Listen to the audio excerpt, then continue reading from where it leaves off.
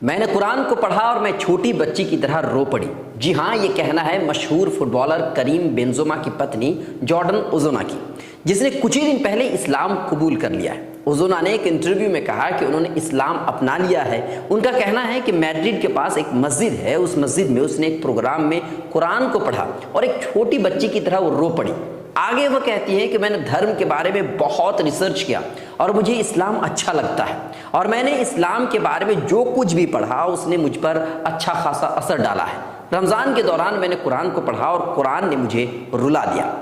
Jordan ओज़ोना French के मशहूर footballer करीम मुस्तफ़ा की पत्नी है, जो एक फ्रांसीसी पेशेवर फुटबॉलर है जो स्पेनिश क्लब रियल मैड्रिड के लिए खेलते हैं और फ्रांस के नेशनल टीम के लिए एक स्ट्राइकर के तौर पर खेलते हैं। करीम को बेहद अच्छा स्ट्राइकर माना जाता है। करीम मुस्तफ़ा ने कुछ ही दिन पहले सऊदी अरबिया फुटबॉल लीग भी ज्वाइन किया है। जॉर्डन ओज़ोना की बात कर लें तो ओज़ोना यूएसए के मैरीलैंड में जन्मी और अपना बचपन हवाई और गुआम में बिताई।